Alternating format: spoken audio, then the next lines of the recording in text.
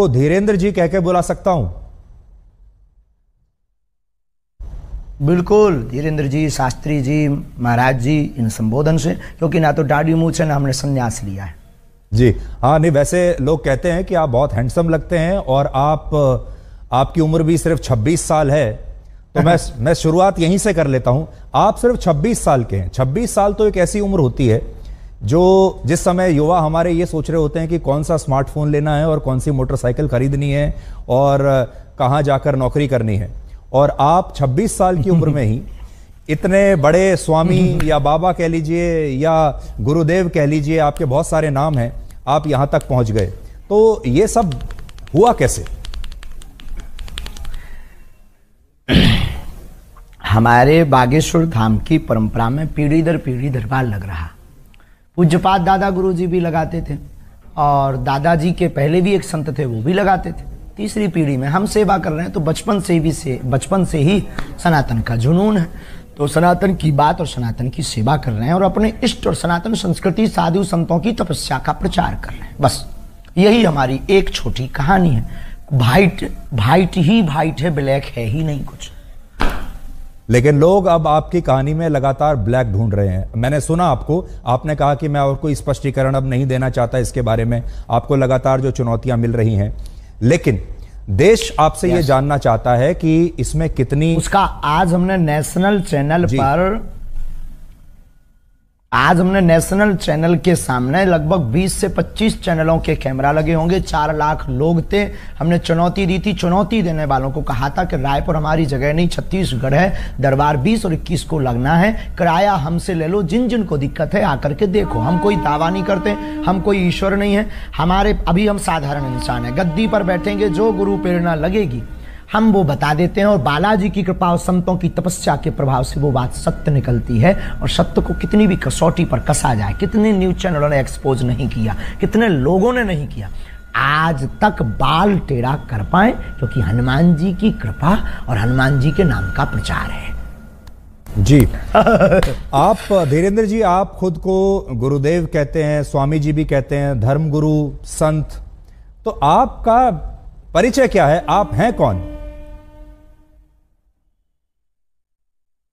ना तो हम कोई संत हैं, ना हम कोई स्वामी हैं, ना कोई हम मठाधीश हैं। बागेश्वर धाम के चरणों के सेवक हैं। और श्रीमान जी, हम आपको बता दें कि हम जिस प्रकार पिता अपने पुत्र के रोग पर भगवान से, ईश्वर से, डॉक्टरों से, लोगों से प्रार्थना करता, दुआ के लिए गुजारिश करता, निवेदन करता, वैसे ही हम गुरु होने के नाते, उस गद्दी की सेवादार होने के नाते, बागेश्वर पीठ के सेवादार होने के नाते, और सनातन धर्म के सच्चे साधक होने के नाते, और मंत्रों की चिकित्सा को जानने के नाते, आने वाले लोगों के लिए उनकी श्रद्धा को देखकर ईश्वर से प्रार्थना करते। हमने आपके वीडियोस लगातार देखे सोशल मीडिया पर, इंस्टाग्राम पर, बहुत सारे वीडियोस आपके चलते रहते हैं जिसमें आप अपने कागज लेकर बैठते हैं और लोगों की मन की बात को आप पढ़ लेते हैं। तो ये जो मन पढ़ने वाली मशीन है, ये कहां आपने लगाकर रखी है और कैसे पढ़ते हैं आप, और लोग इसी को चमत्कार मानते हैं?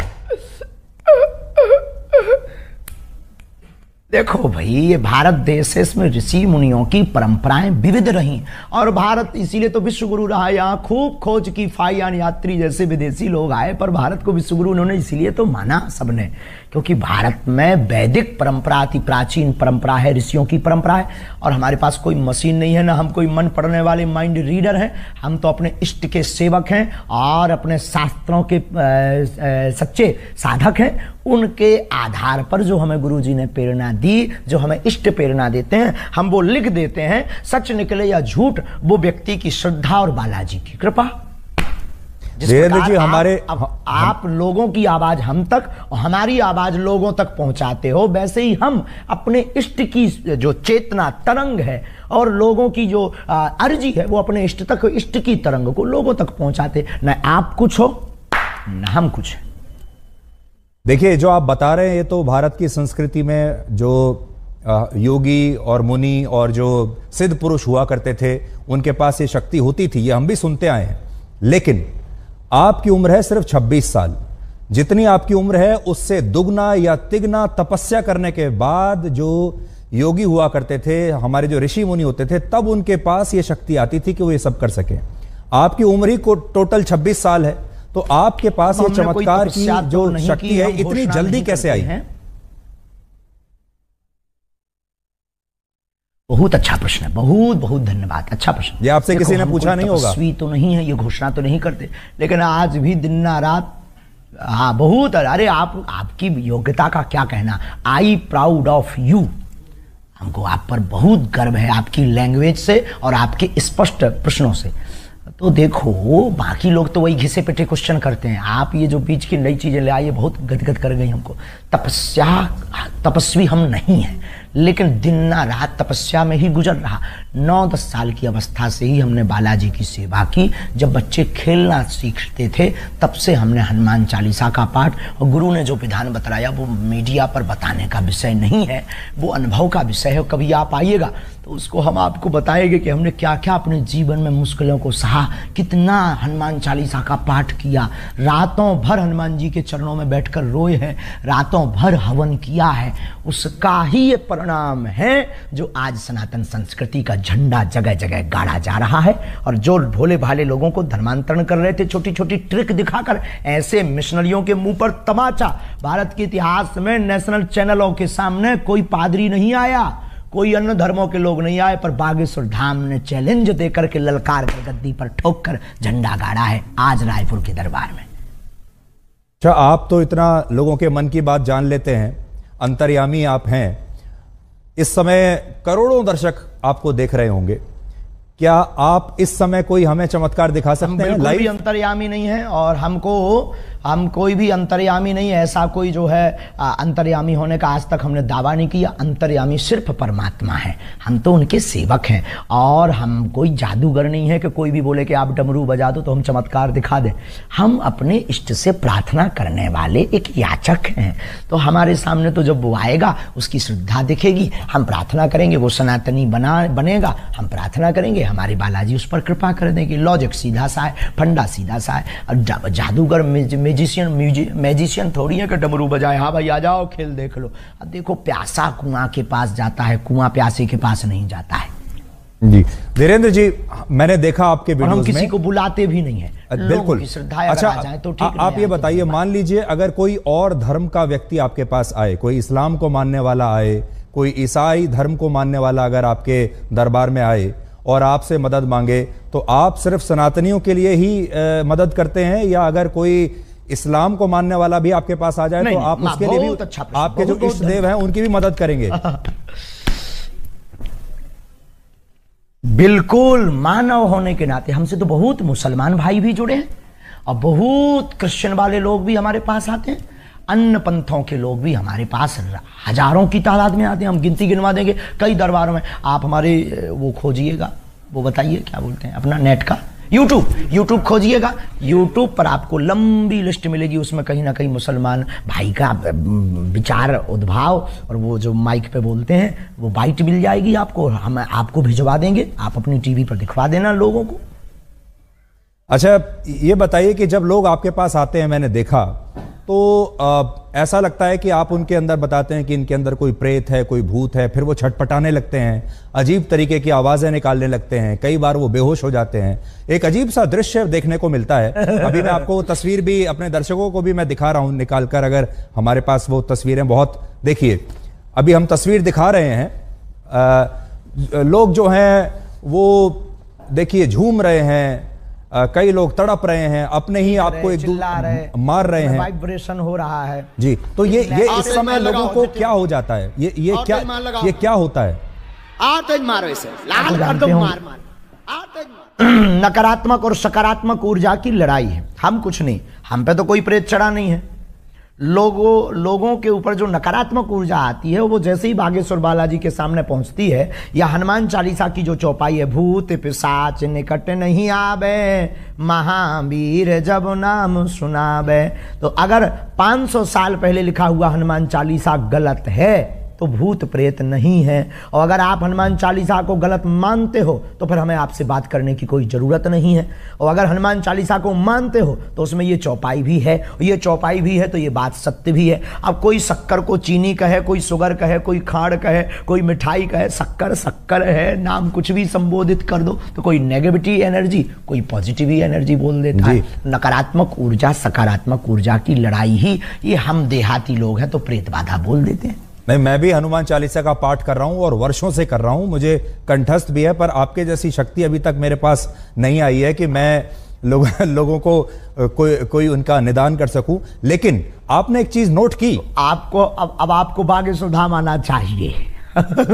मैं जरूर आऊंगा, मैं जरूर आऊंगा। ये मजाक में कह रहे हैं। लेकिन धीरेन्द्र जी, आपने एक चीज नोट की कि जिस तरह से लोग आपके यहां ये व्यवहार करते हैं, बिहेव करते हैं, जब ये जो क्रिश्चियन मिशनरीज हैं, ईसाई लोग जो हैं, जब ये अपने यहां कोई कन्वर्जन कैंप लगाते हैं लोगों के लिए, वहां पर भी हमने इसी तरह का व्यवहार लोगों को देखा है। वो भी ऐसे ही इसी तरीके से झूमने लगते हैं, कुछ उनका देखिए, वो भी मैं तस्वीर दिखा रहा हूं। तो ये बताइए कि ये करना पड़ा, पूरे देश में चर्चा है जी, पूरे देश में इसी बात की तो चर्चा है। ये मिशनरियां क्यों पीछे लग गई? क्योंकि इनकी दुकान बंद हो गई।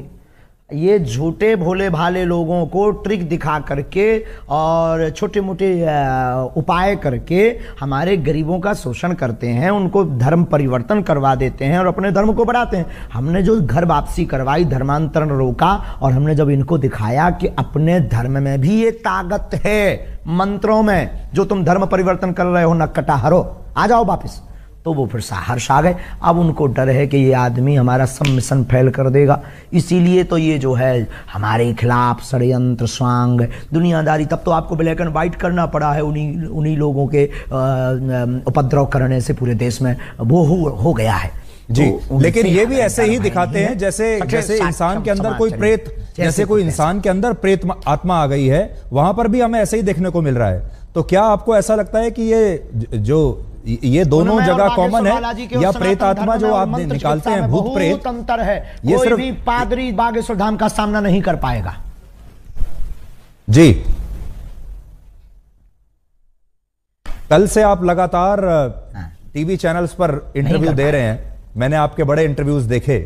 आपने सोचा था कि इतनी जल्दी, आपके जो भक्त हैं वो तो हैं ही, लेकिन अब देश में जो लोग आपको नहीं जानते वो भी अब आपको जान गए हैं। अचानक से आप पिछले 48-50 घंटे में बड़े मशहूर हो गए हैं। तो वो जो समिति है जो आपके पीछे पड़ी, उसका तो धन्यवाद देना चाहिए आपको। आंधी की भैया, उनको बहुत बहुत धन्यवाद है, क्योंकि हम भी अंधविश्वास के खिलाफ हैं। और देखो, ये आंधी के नाम है, बात में दम और शक्ति होनी चाहिए। अपने मीडिया को मैनेज करके कोई भी नाम फेमस करा सकता है, कर सकता है, पर अगर दम नहीं होगी, ताकत नहीं होगी, सच्चाई नहीं होगी, बोल्ड आउट हो जाएंगे। आज पूरे नेशनल मीडिया एक्सपोज करने आई थी, आपका चैनल भी तो आया था। आपका चैनल ने चूंकि उल्टा दिखाया है, क्योंकि पता नहीं आपके चैनल को क्या हुआ है, जो हमने ललकार कर चुनौती दी थी उसको पता ही नहीं, उसके पास भी नहीं भेजा और आप लोग भी नहीं आए। तो आप लोगों ने तो ये दिखाया कि सफाई देते देते आंखें भरी हैं। अरे सफाई देते हमारी आंखें भरेंगी, हम बब्बर शेर हैं, उनको हमने रुला दिया है झंडा गाड़ करके। तो कल हम फिर कहेंगे कि कल आकर के खुली आंखों से लोगों को देखना चाहिए। आप बिजी रहते हैं तो आपको नहीं बुलाएंगे।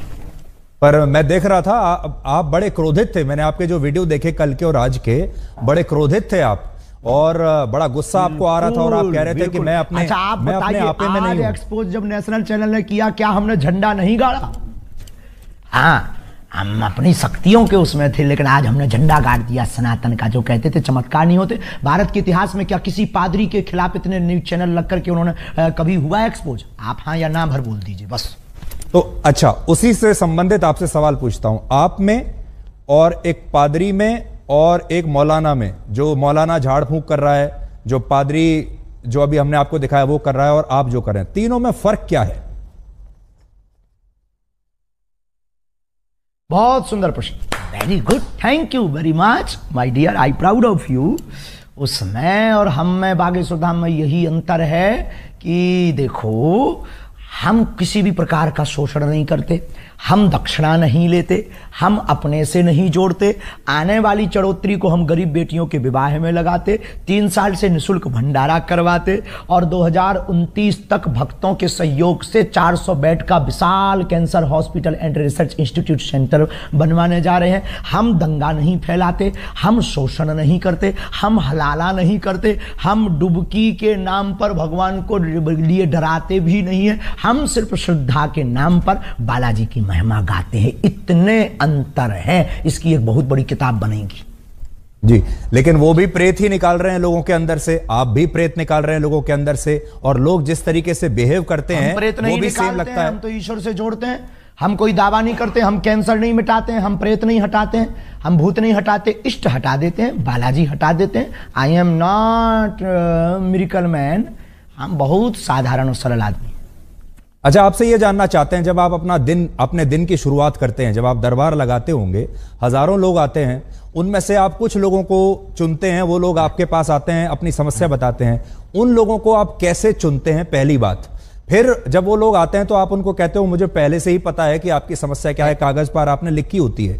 ये सब आप, इसकी तैयारी आप कैसे करते हो? सुबह सुबह आप उठ के हनुमान जी से पहले कह देते हैं कि भाई आज मुझे शक्ति चाहिए? कोई तैयारी नहीं है, कोई प्रयोजन नहीं है, नहीं, ये सब नहीं है। वो तो जाके गद्दी पर आवाहन करते हैं कि जिनकी पर्चा बनना हो आप मन में प्रेरणा दीजिए, तो वो मन में प्रेरणा दे देते कि भाई अमुक व्यक्ति को बुला लीजिए, नीरज को बुला लीजिए, धीरज को बुला लीजिए, विवेक को बुला लीजिए, इनको बुला लीजिए। ऐसी मन में प्रेरणा लगती, वो वहाँ बैठा होगा, ऐसे कपड़े पहना होगा। अब जैसे आज एक अद्भुत हो गया, अब कोई कहे कि तो माइंड रीडिंग हो सकता है। आज हमने आप में से किसी एक पत्रकार को कहा कि जाओ तुम जिसको उठा कर लाओ, उसी का पर्चा हमने पहले से ही बिफोर टाइम बनाकर रख दिया। अब वहां पूरी विज्ञानता शून्य हो गई। वहां दिमाग खराब हो गया सबका जी। और हमने कह दिया कि आप सब पत्रकारों में से 2 पत्रकार, नेशनल चैनल लगे थे, हमने कहा था 2 पत्रकार हमारे सामने भेज दीजिएगा। 2 पत्रकारों की हम अर्जी लगा देंगे, 2 की हमने लगा भी दी, ऐसी लगाई, अरे झंडा गड़ गया सनातन का। आज की लिंक जरूर सबको भेज दीजिए, दिखाइएगा आज का दरबार। हाँ, आप मुझे भेज दीजिएगा। अब मान लीजिए इतिहास में हुआ है। यही प्रश्न दूसरे तरीके से पूछता हूं। मान लीजिए मैं आपके दरबार में आऊं, मैं आपके सामने बैठा हूं, आपने मुझे बुलाया और मैं आपके सामने आ गया। अब आप मेरे जीवन में क्या चल रहा है और क्या होगा आगे, ये कैसे पता लगाते हैं? आभास होता है। देखो, हम कोई अंदाजा तो लगाते नहीं, आभास होता है। हम प्रार्थना करते हैं, पेन कागज कलम लेते हैं, ध्यान में अंदर ही अंदर जाते हैं कि हाँ प्रभु कृपा करो। तो सनातन धर्म के उत्थान के लिए जो उन्होंने हमें चेतना तरंग दे रखी है, वो तरंग हमें प्रेरणा दे देती, हम कलमबद्ध कर देते और कह देते अच्छा प्रभु लाज रखना अपनी भी और हमारी भी, और वो सत्य निकलता है। बस इतना लॉजिक है। ये लॉजिक परे है, इसी का नाम तो सिद्धि है। जो समझ में न आए वही तो चमत्कार। अभी आप लगा सकते हैं ध्यान मेरे बारे में? आज से 30 साल पहले कोई कहे कि आप देश विदेश में बैठे सकते, देश विदेश में बैठे लोगों को वीडियो कॉल पर आप तुरंत बात कर पाएंगे। 30 साल पहले ये कोई कहता था तो कहते कितना झूठबाज आदमी है, मूर्ख आदमी है, ऐसा हो ही नहीं सकता, ये तो चमत्कार होगा। लेकिन आज सहज है। पर देखिए धीरेन्द्र जी, एक जमाने में जब बारिश होती थी, लोग क्या कहा, देखिए जब एक आज से सैकड़ों वर्ष पहले, हजारों वर्ष पहले जब बारिश होती थी तो उसे भी लोग चमत्कार समझते थे। सूर्य ग्रहण होता था उसे भी चमत्कार समझते थे। दिन और रात, सुबह और शाम जब रात होती है उसे भी चमत्कार समझते थे। बाद में यह पता चला धीरे धीरे धीरे कि यह चमत्कार नहीं, यह विज्ञान है, इसके पीछे विज्ञान है। तो आपकी जो कला है, आपकी जो शक्तियां हैं, इसके पीछे क्या विज्ञान है, मनोविज्ञान है, धर्म है, आस्था है, पराविज्ञान, अंधविश्वास है, क्या नहीं, उसके पीछे पराविज्ञान है। पराविज्ञान है। बहुत अच्छा प्रश्न आपने किया। इसके पीछे पराविज्ञान, सूक्ष्म जगत विज्ञान, जिसे आज तक विज्ञान बहुत सालों से खोज रहा, समझ नहीं पा रहा। और भाई ये देखो ऐसी बात है, इसको प्रत्यक्ष नहीं कर सकते क्योंकि अंधे को सूर नहीं दिखा सकते हैं, गूंगे के द्वारा जो है गुड़ का खट्टा मीठा का स्वाद नहीं पता लगा सकते हैं। उसी प्रकार ये पराविज्ञान है हमारे प्यारे माय डियर जी। मैं जब आपको देखता हूं, आपका जो देखिए किसी भी गुरु के लिए उसका जो एक अपीयरेंस होता है वो उसके जो शिष्य हैं उससे बड़े प्रभावित होते हैं। आपका जो एक अपीयरेंस है, यानी आपकी जो वेशभूषा है, जिस तरीके से आप अपने भक्तों के सामने अपने आप को प्रस्तुत करते हैं, इस समय भी जो आपकी वेशभूषा है, देखिए बड़ी रंग बिरंगी वेशभूषा है। आपने एक मुकुट ऐसा लगाया हुआ है जैसे एक जमाने में मराठी जो मराठा राजा लगाया करते थे।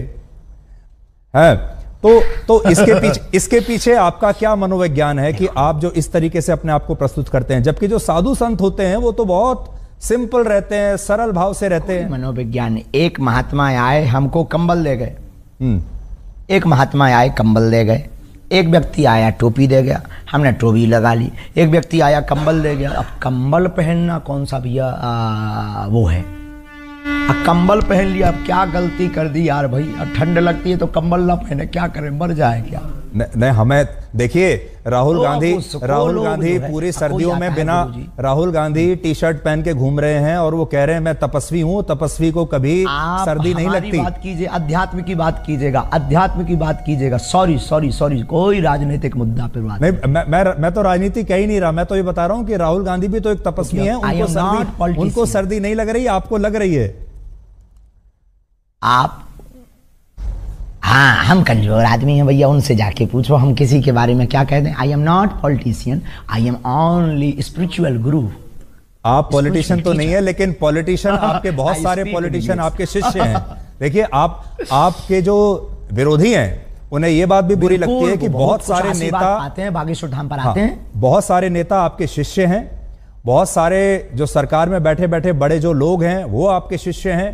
आपको पुलिस की प्रोटेक्शन मिलती है, आपको जो है एक अलग तरह का सम्मान इस समय सरकार की तरफ से मिल रहा है, और वो तब मिलता है जब कोई धर्म गुरु नेताओं के साथ बहुत सरकार करीब आ जाता है। व्यक्ति की समानता के लिए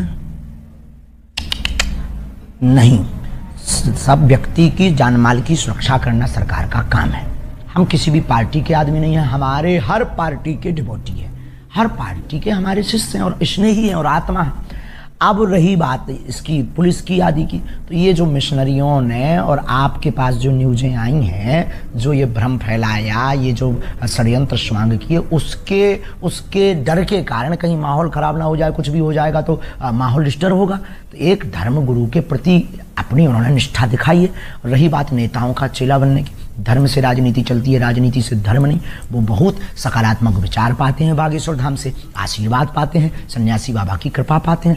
अब किसी को अगर जलन हो रही हो तो वो विदेशी नेता बना लें, उसमें क्या दिक्कत है। विदेशी नेताओं को चेला बना लें, खुद को नेता बना लें, खुद के नेताओं को डिवोटी बना लें। अगर किसी की जल रही है तो मिर्चा लगना चाहिए, इसमें क्या बुराई है माय डियर। आपको लगता है आपकी जान को खतरा है?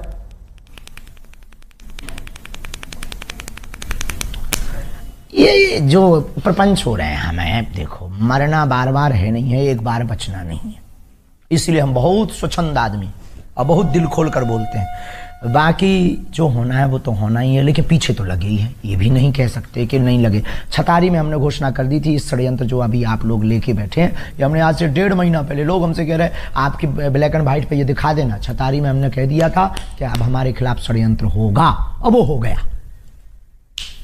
देखिए मैं तस्वीर देख रहा हूं, इसमें देवेंद्र फडणवीस आपके सामने हैं, डिप्टी सीएम महाराष्ट्र के पूर्व मुख्यमंत्री। हमने नितिन गडकरी की भी फोटो देखी, मनोज तिवारी भी आपके सामने हैं, कुछ बात कर रहे हैं। तो इससे ऐसा लगता है कि अब आप देश के शक्तिशाली लोगों के साथ आपका उठना बैठना हो गया है।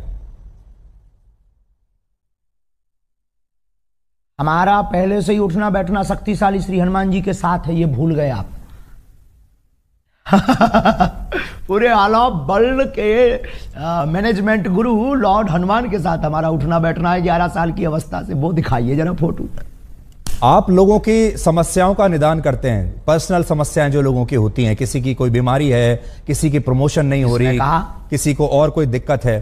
आपने कभी, आपको इस तरह का आभास नहीं हुआ जिससे पूरे समाज का फायदा हो सके, पूरे देश का फायदा हो सके? कभी आपको ऐसा आभास नहीं हुआ कि आप पहले से बता सके कि भाई कोविड आने वाला है, सावधान हो जाओ, कोई आतंकवादी हमला होने वाला है, वो आपको पहले से पता चल जाए? बहुत अच्छा, ये भी बहुत अच्छा। देखो कोई अर्जी लगाता है तो हम उस आधार पर, जैसे हमारे पास राजनीतिज्ञ लोग आते हैं तो वो पूछते हैं प्रदेश का हाल क्या होगा, तो हम बता देते हैं भाई ऐसे ऐसे संयोग बन रहे हैं। हम कोई, आई एम नॉट भविष्यवक्ता, हम कोई ज्योतिषाचार नहीं है, हम भविष्यवक्ता नहीं, हमें जैसी प्रेरणा लगती है हम बता देते भैया ऐसा होगा। अब कोई अर्जी ना लगाए तो हमारी बात को कौन सुनने वाला है, कौन हमारी बात को इतना सुनेगा, और कौन नियम मानेगा, कौन नियम करेगा, कौन आएगा। बाकी विश्व कल्याण की मंगल कामना हम प्रतिदिन करते हैं कि ईश्वर जो होना वो तो होना ही है, पर विश्व का मंगल। शाहरुख खान की नई फिल्म आ रही है पठान, उसका विरोध करने के लिए आपके दरबार में किसने अर्जी लगाई थी?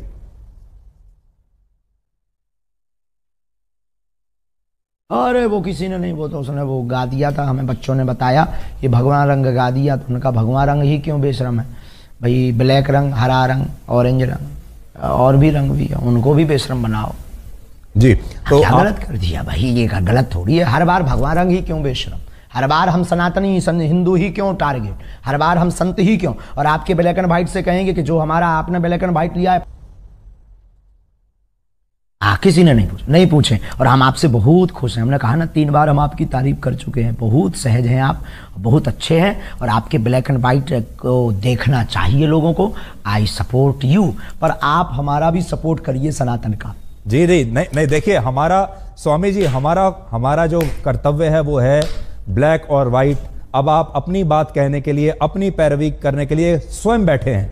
अब आप मेरे ऊपर या आज तक के ऊपर आरोप नहीं लगा सकते कि मेरी बात सही नहीं है। अब आप स्वयं अपने स्पोक्स पर्सन हैं, स्वयं अपने प्रवक्ता हैं। आज गलत किया है, आज दिन में गलत किया है, आज तक ने सत्य नहीं दिखाया है। अब देखिए, अब वो सारी चीजें अब लोगों के सामने आ जाएंगी, पर हम आपसे ये जानना चाहते हैं कि क्या एक धर्म गुरु को फिल्मों के बारे में बोलना चाहिए? दिखा दीजिए आज दिन भर की वीडियो। शाहरुख खान के बारे में बोलना चाहिए एक धर्म गुरु को? क्या आप छोटी छोटी जो सनातन के खिलाफ बोलेगा, चाहे वो फिल्में वालों हो, चाहे वो राजनेता हो, हमने शिक्षा मंत्री के खिलाफ भी बोला बिहार के, उस पर बात क्यों नहीं की? जो सनातन का विरोध करेगा हम उसके खिलाफ बोलेंगे। अगर ये दंगाई है, अगर ये भड़काऊ है, तो ये होते रहना चाहिए, इतना खौफ बहुत जरूरी है। तो ये आरोप, आप इसका मतलब सही है आपके ऊपर, जो लोग कहते हैं कि आप हिंदुओं को जो आते हैं वहां पर उनको भड़काते हैं, आप एकजुट करते हैं, लोगों को समझ में भड़काना आता है, जो हिंदू नहीं है उनको भड़काना आता है। अपनी अपनी समझ है। किसी को कल तक हम पाखंडी नजर आ रहे थे, किसी को कल तक हम चुनौती से भागने वाले नजर आ रहे थे, जब आज हमने ठोक दिया, ठिकाने लगा दिया, तो बुद्धि ठिकाने लग गई पूरी नेशनल न्यूज मीडिया के सामने।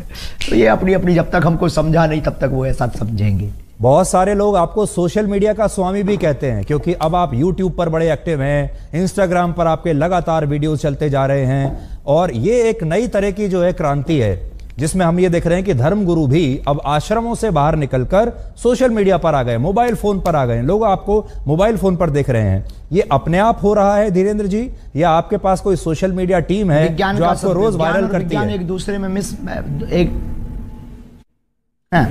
विज्ञान और विज्ञान दोनों एक दूसरे से जुड़े हुए हैं। हमारी कोई टीम नहीं है। हम तो पहले दरबार लगाते थे, पहले भी कथाएं करते थे, लाइव नहीं आते थे। फिर संस्कार वालों ने आके कहा कि हम आपकी कथा को दिखाएंगे, क्योंकि आपकी कथा में, आपके दरबार में दम है और सनातन का प्रचार होगा। हमने कहा भाई अगर तुम्हें दिखाना है तो दिखा दीजिए, हमें क्या दिक्कत है, बस इतनी ही कहानी है। अब आप आए, आप बोले हमें ब्लैक एंड व्हाइट दिखाना है, अब आप भी हमारी टीम में शामिल हो। नहीं, आपने मेरी बड़ी तारीफ की। मैं भी आपको इतना तो कहूंगा कि you are a very good speaker. Thank you very much. तो अब ये बताइए, अब ये जो 2-3 दिन से आपको लेकर विवाद हुआ है, अब इसके बाद से आपको ऐसा लगता है कि ये एक तरीके से नया जीवन अब शुरू हो रहा है? निपट गया। रोज आपके टीवी पर इतने इंटरव्यूज अब आपने दिए। हमारा नया जीवन, नई क्रांति शुरू हो रही है। रोज चुनौती आएंगी, अब हमें उनकी तरफ ध्यान नहीं देना है। कितनी बार हम सत्य की कसौटी पर कसेंगे। पहले आधी हकीकत आधा फसाना आया, फिर हमारे पास में छोटे छोटे पत्रकार आए, फिर हमारे पास में कुछ तार्किक आए दिल्ली के, उन्होंने हमें एक्सपोज किया धाम पर। सबने मुंह खाई, सबने मुंह की खाई, सबने जय जयकार की। आज हमारे पास में रायपुर छत्तीसगढ़ में 20 नेशनल चैनल आए, उनके सामने भी हमने दिखा दिया कि अब आप उठा लाओ, हम खुलना चैलेंज देते हैं, ललकार कर देते हैं। और जब वो भी मुंह की खाने, उन लोगों ने भी सत्य माना। मतलब आप लोग तो, आपकी भूमिका नहीं है, आपकी भूमिका तो सत्य को दिखाने की भूमिका है। आपकी उसमें क्या गलती है? जो लोग मांगते हैं आप वो दिखाते हैं, पर कई बार वो दिखाते हैं जो मांगते भी नहीं है लोग, ये बात अलग है। लेकिन आपने भूमिका निभाई और आज हमने अपनी कसौटी पर हम खड़े उतरे। अब हमें बहुत चुनौतियों से डरना नहीं है और बहुत ज्यादा उस पर टाइम बर्बाद नहीं करना। बहुत बहुत धन्यवाद। अब हम एक सवाल, आखिरी सवाल में आपसे करेंगे। आखिरी सवाल आपसे पूछना चाहता हूँ, वाइट है। आखिरी सवाल आपसे पूछना चाहता हूँ, आपने गाइड फिल्म देखी है? जी। नहीं, हमने नहीं देखी। अच्छा, तो गाइड फिल्म में स्वामी जी एक गाइड फिल्म थी जिसके नायक थे देव आनंद, बहुत मशहूर हीरो थे। उसमें दिखाया यह गया है कि जो उसका जो मुख्य किरदार है वो अच्छा, सूखा पड़ा हुआ है एक गांव में और वो बारिश नहीं हो पा रही है। उसके लिए वो एक आम इंसान है, लेकिन वो उसके लिए तपस्या करनी शुरू कर देता है और लोग आसपास के उसको बाबा समझने लगते हैं और लोगों को विश्वास इतना हो जाता है उस व्यक्ति के ऊपर कि वो वाकई तपस्वी बन जाता है और फिर वो अपनी जान दे देता है उसके लिए। आपको ऐसा लगता है कि आपके साथ भी ऐसा ही हुआ? आपका जो बचपन है बड़ा संघर्षों से बीता, बहुत गरीबी में आपने अपना बचपन बिताया। अभी भी आप, मैं तो ये कहूंगा कि अभी युवा ही हैं आप, और ये जो विश्वास का जो पूरा जो इकोसिस्टम है, इस पर आप बेसिकली लोगों के साथ संवाद कर रहे हैं। चाहे हनुमान जी आपके साथ हो या ना हो, लेकिन एक विश्वास जब बन जाता है लोगों का आपके ऊपर, तो वो फिर वो शक्ति अपने आप ही एक अलग दिशा में जाने लगती है।